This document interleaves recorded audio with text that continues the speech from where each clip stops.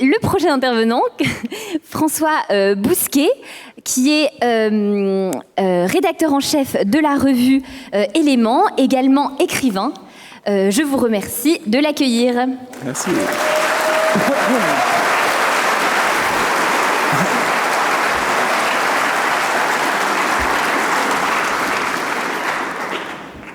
Bonjour.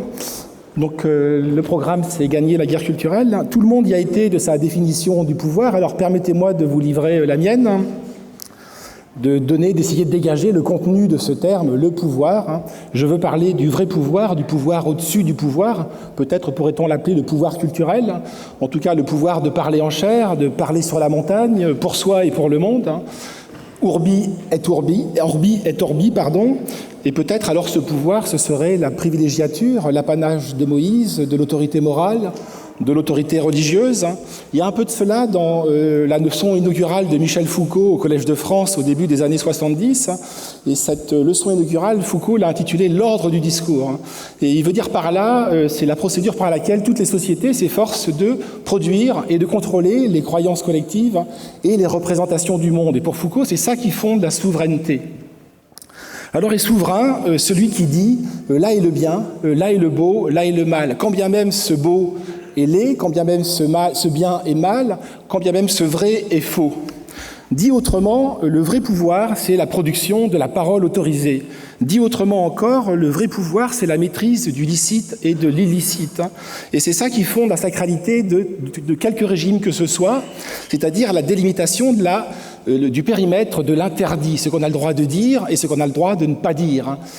En somme, tout ça constitue un ensemble de prescriptions et de proscriptions inviolables. Et si jamais vous les violez, ces proscriptions, vous pouvez être traduit devant un tribunal. Et cela confère évidemment un pouvoir exorbitant aux personnes qui ont la garde de ce pouvoir, dont un pouvoir de police. Et c'est ça, me semble-t-il, le pouvoir en dernier ressort, le pouvoir au-dessus du pouvoir.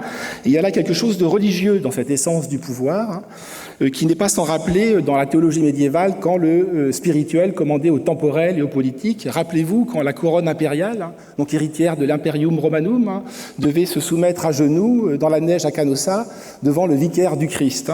Alors vous m'objecterez que les temps ont changé, que ce pouvoir n'est pas rigoureusement spirituel, encore qu'il s'agisse d'un pouvoir de l'esprit. Je vous l'accorde, c'est un sous-produit de religieux, mais ce terme spirituel entraîne trop d'équivoques.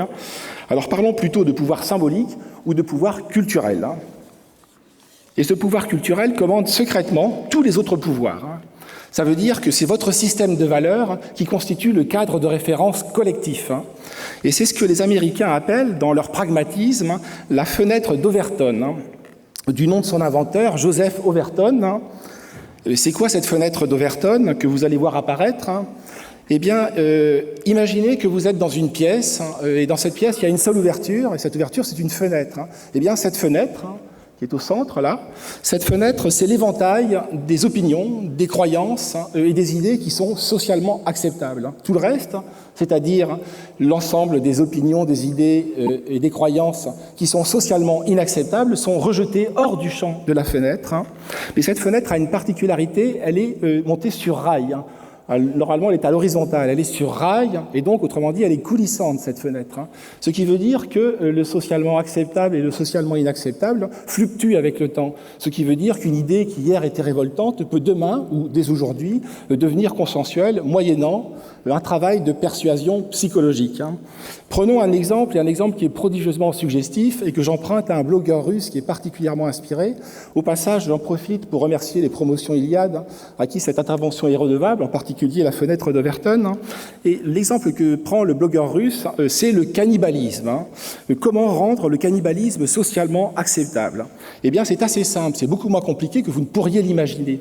Et c'est pour vous montrer à quel point cette fenêtre est suggestive. Eh bien, comment rendre le cannibalisme socialement acceptable ? Eh bien, vous organisez un colloque international avec des ethnologues de renom dans un cadre prestigieux. Et au menu du jour, pour ainsi dire, vous parlez du cannibalisme en Papouasie, Nouvelle-Guinée ou ailleurs. Vous veillez ensuite à faire publier les actes du colloque au sein d'une université prestigieuse. Et là, vous avez d'une pierre réussi deux choses. Une pierre fait deux coups, pardon. Non seulement vous avez une caution savante au cannibalisme, donc les professeurs, la caution académique, mais également vous avez invité le relativisme dans les débats. C'est-à-dire que l'interdit majeur de manger, d'ingérer, de consommer de la viande humaine, donc que vous pensiez être un invariant anthropologique, n'en est pas un. Ça, c'est la première étape pour rendre le cannibalisme socialement acceptable. La seconde étape, il faut le désenclaver des cercles académiques un peu poussiéreux. Et pour ça, rien de tel que de mettre à la main sur un collectif de consommateurs de viande humaine. Ça veut dire que vous avez vos activistes. Et une fois que vous avez vos activistes, ce sont des fous furieux, je vous le concède, mais une fois que vous avez ces activistes, ça veut dire que la controverse est susceptible de devenir un débat public. Et quand on parle de controverse, vous devez avoir, évidemment, il faut être deux pour une controverse. Donc il vous revient d'opposer à ce collectif un faire-valoir, c'est-à-dire les gens qui s'opposent au cannibalisme, et vous faites en sorte que ces opposants au cannibalisme soient les plus caricaturales possibles, et ils pourront constituer un pendant à l'extrémisme des pro-cannibales. Mais vous avez donc votre épouvantail. Deuxième condition. Et les conditions sont réunies là pour que le cannibalisme devienne un sujet médiatique. La presse s'empare du sujet, Le Point publie hors série, Philosophie Magazine, un numéro spécial. André Comte-Sponville publie une tribune sur l'éthique du cannibalisme à la lumière des cannibales chez Montaigne. Et Aymeric Caron, dans un numéro de Libération, s'interroge gravement et solennellement sur la compatibilité entre le cannibalisme antiraciste et le végétarisme antispéciste. Vous avez vos... Ouais.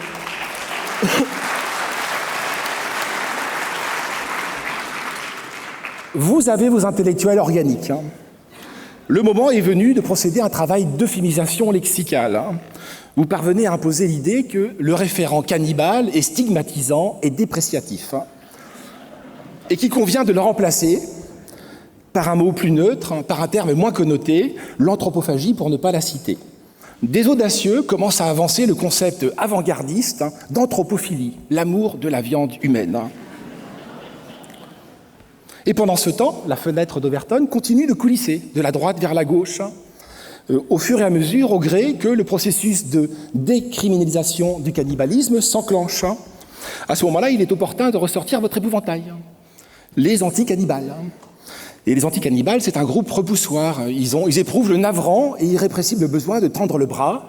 Ils ont le crâne rasé. Bref, ce sont les fachos de service, les inusables fachos de service. La fenêtre continue de glisser.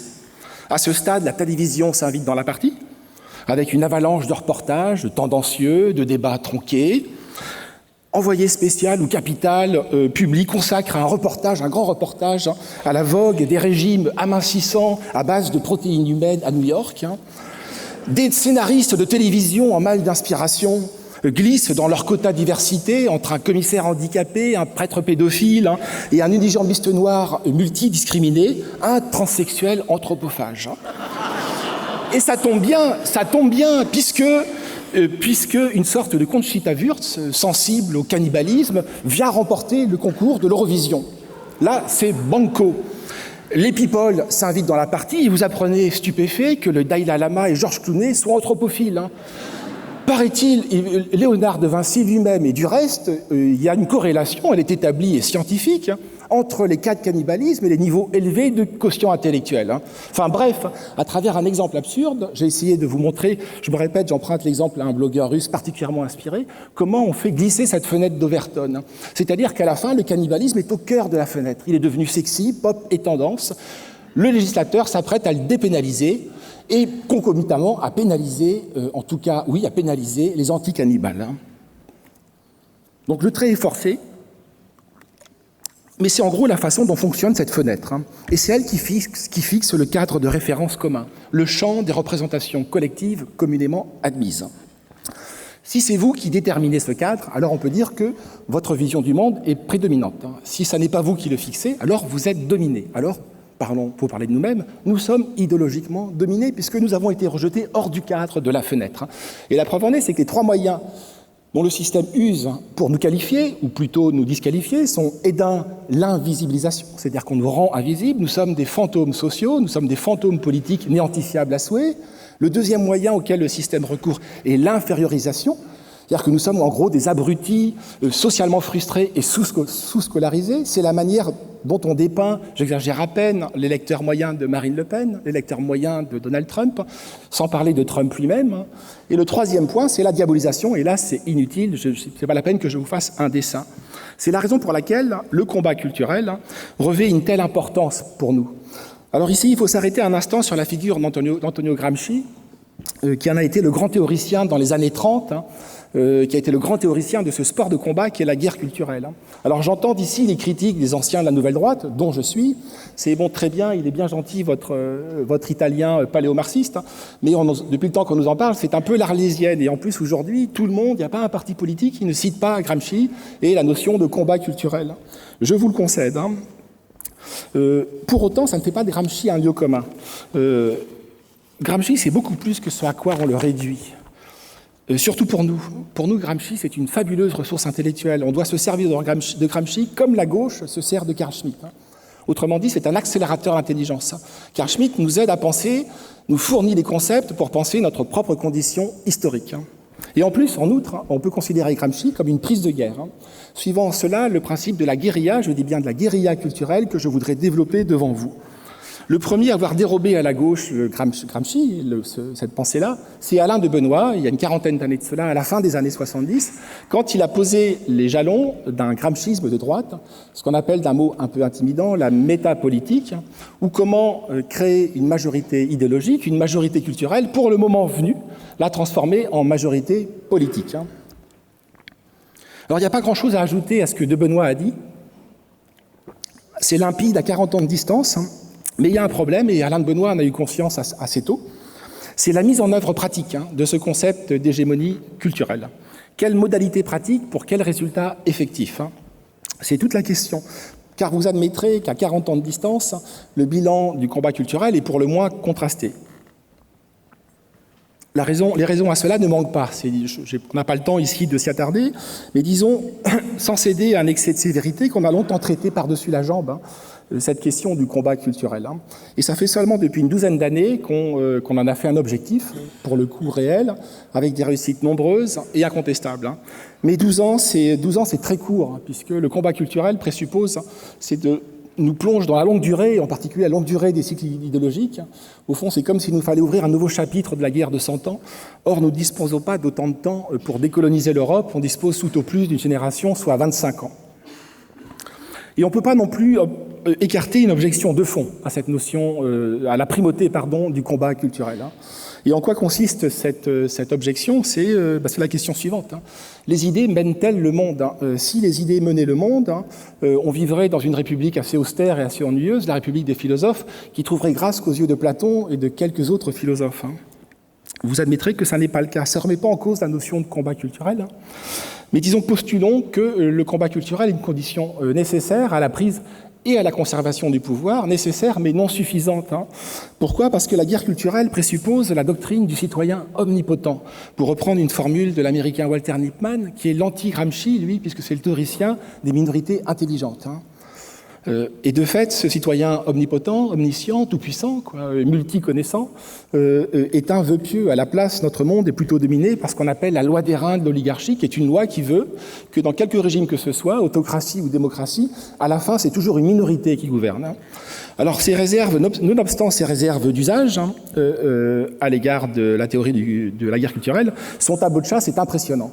Gramsci avait en tête, quand il écrivait ses cahiers de prison, il avait en tête le précédent de l'Église.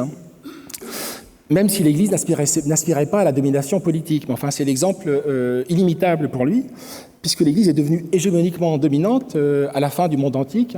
Au début du IVe siècle, quand Constantin en fait la religion de l'Empire, elle est de fait, les chrétiens ont déjà au préalable conquis les cœurs et les esprits. Grâce à leur exemplarité, grâce à la ferveur de leurs disciples, grâce à leur rigueur disciplinaire, grâce à leur martyrs. Donc les chrétiens avaient créé les conditions de l'hégémonie idéologique, de l'hégémonie culturelle. Voilà en gros en quoi consiste le gramscisme de Gramsci. Mais c'est à nous identitaires, d'inventer le cadre stratégique que nous voulons lui donner. C'est-à-dire que nous devons développer notre propre art de la guerre culturel, pour reprendre le titre de ce joyau de la littérature militaire, l'art de la guerre de Sun Tzu, qui est un maître inimitable dans l'art de la subversion. Et au temps des royaumes combattants, au 5e, 4e siècle avant notre ère, Sun Tzu pressent ce qui va devenir beaucoup plus tard ce qu'on va appeler les conflits asymétriques. Or, nous sommes confrontés à une guerre asymétrique. Le propre des guerres asymétriques, ce sont des guerres du faible au fort, du dominé au dominant. Et pourquoi devons-nous choisir ce terrain de l'asymétrie? Parce que ce terrain-là nous a choisis. Parce que nous ne sommes pas en mesure de mener contre notre adversaire une guerre dite conventionnelle, une guerre d'égal à égal. Nos moyens sont dérisoires en termes de puissance d'argent, en termes de feu. Si jamais nous nous aventurions à mener contre cet adversaire à une guerre frontale, d'égal à égal, nous serions vitrifiés. Donc tout sauf l'affrontement direct. Et la méthode stratégique à laquelle nous devons recourir, c'est donc l'asymétrie. Et l'asymétrie, il y a un précédent célèbre, c'est David et Goliath. Les Américains, qui ont la passion des chiffres, des tableaux et des graphiques, se sont amusés à recenser toutes les grandes batailles dissymétriques de l'histoire. Et le résultat est étonnant à travers les âges. Le résultat, c'est que David perd 2 fois sur 3 quand il adopte la stratégie de Goliath, c'est-à-dire une stratégie non asymétrique, c'est-à-dire une stratégie conventionnelle. Alors que David gagne 2 fois sur 3 quand il rejette la stratégie de Goliath, c'est-à-dire quand il adopte une stratégie asymétrique. Cette stratégie-là, en fait, c'est le secret de la victoire du petit contre le gros. Parce qu'elle permet au petit de déstabiliser le gros en le coupant de son univers de référence. Cet univers-là est un univers conventionnel. Et c'est le seul moyen de corriger le déséquilibre des forces. Alors malheureusement, cette guerre asymétrique sont très peu renseignées puisque les études stratégiques les ont longtemps et royalement négligées au prétexte que ce sont des formes non nobles de combat. C'est-à-dire qu'il n'y a pas de combat singulier, il n'y a pas de face à face, d'armée à armée, de soldat à soldat. Pour autant, on mène des guerres asymétriques depuis la nuit des temps. Et il y a un ouvrage remarquable qui s'appelle « La ruse et la force », une autre histoire de la stratégie de Jean-Vincent Olindre, qui recense, qui référence tous les conflits stratégiques et qui montre que tous les conflits asymétriques et qui montre que l'asymétrie appartient à la longue tradition stratégique européenne. C'est l'antique opposition du lion et du renard. Alors la plupart du temps, du moins dans la culture classique, le lion a été magnifié, c'est-à-dire la force, au détriment bien sûr de la ruse. Mais il en allait différemment dans la Grèce ancienne, dans la Grèce archaïque, la Grèce d'Homère, celle qui nous réunit aujourd'hui. Rappelez-vous, Homère a pris soin d'assortir le grand poème de la force, l'Iliade, d'un grand poème de la ruse, l'Odyssée. L'Odyssée, comme le rappelait Jean-François Gautier, avec la ruse du cheval, la ruse d'Ulysse avec le cyclope Polyphème. C'est ce que les Grecs anciens appelaient la métisse, c'est-à-dire les stratagèmes de la ruse. Mais à partir de Platon, la philosophie va condamner la ruse. La ruse ne sera plus l'affaire que des rhéteurs, des sophistes et des orientaux. Et je ne vous cache pas que je suis comme vous, je suis comme Platon au fond. Je préfère de loin le lion au renard et j'ai même du mal à me projeter dans la peau du renard ou d'un renard. Mais nous devons être stratégiquement des renards, sans quoi on restera les spectateurs passifs de notre défaite idéologique. J'admets volontiers qu'il nous faudrait conquérir un média central ou parvenir à en imposer un, qu'il nous faudrait conquérir des places fortes ou des citadelles universitaires, des groupes de presse, des groupes éditoriaux, mais nous n'en sommes pas là. J'aimerais énormément que Jean-Yves Le Gallou soit à la tête de France Télévisions à la place de Delphine Ernotte, et j'aimerais énormément...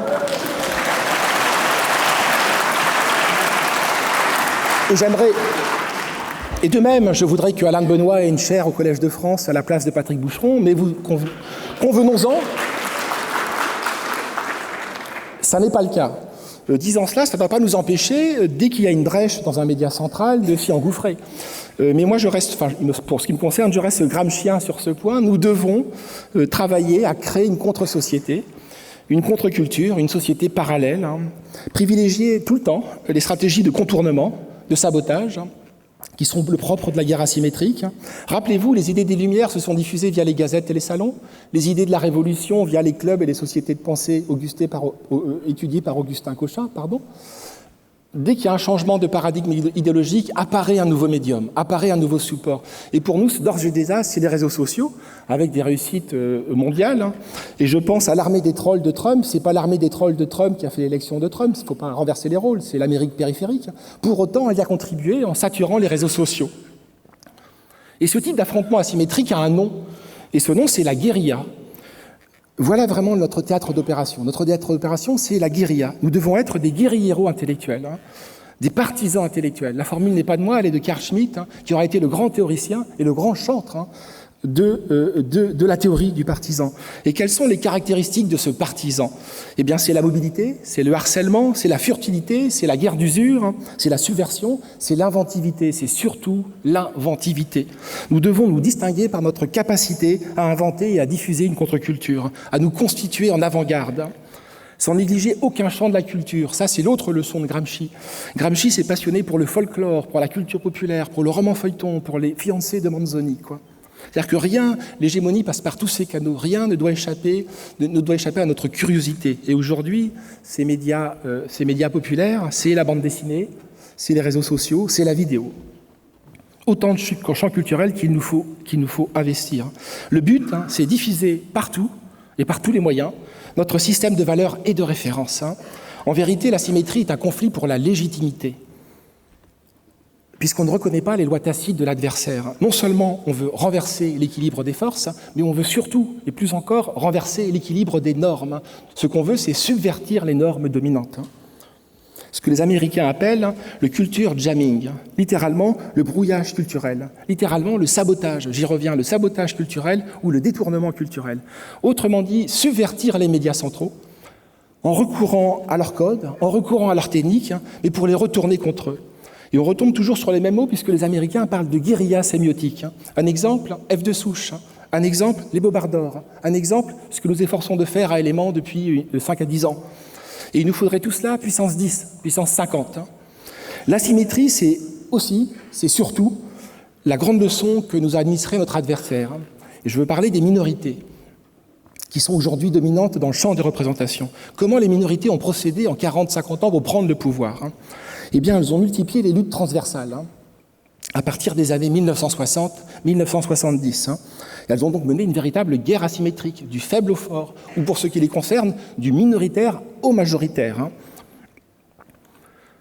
Et on parlait dans ces années-là, 60-70, des nouveaux mouvements sociaux, les NMS, qui rompaient avec le militantisme traditionnel, celui des syndicats, des églises, des partis, où le référent minoritaire n'avait pas droit de citer. Et ce sont les travaux de Foucault, de la French Theory, qui vont nourrir cet activisme sociétal.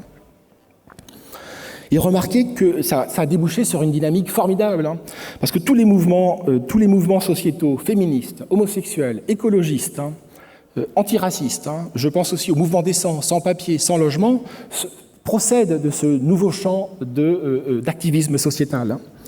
Si je cite ces noms, c'est pas pour que vous sursautiez, c'est au contraire pour qu'on s'en inspire. Quoique minoritaires, ces mouvements, ces associations, ces lobbies sont devenus majoritaires dans le champ des représentations. Pourquoi? Parce que dans une configuration asymétrique, ça n'est pas le nombre qui fait la différence, c'est la mobilité, c'est l'inventivité. Vous connaissez la réplique de Staline, le Vatican, combien de divisions? Cette réplique-là n'a plus lieu d'être dans une configuration asymétrique. Au lieu de dire combien de divisions, il nous faut dire combien de commandos. Combien de commandos pouvons-nous déployer demain pour subvertir la culture dominante? Un dernier mot, le combat culturel, c'est la stratégie de la vieille taupe. Alors vous allez dire que c'est un joli bestiaire, monsieur Bousquet, après le renard, la vieille taupe. Mais cette vieille taupe, dont Marx a repris l'image à Hegel, qui lui-même l'a empruntée à Shakespeare, est très riche. Marx disait la révolution, nous disons le combat culturel, c'est comme une vieille taupe. Elle travaille d'abord silencieusement, elle travaille d'abord souterrainement, dans l'ombre et l'obscurité, avant de triompher. Et c'est tout le paradoxe de cette guérilla culturelle, c'est que nous devons nous faire renard, vieille taupe, pour renouer avec la grandeur française et le génie européen, et réciproquement. Merci de votre attention.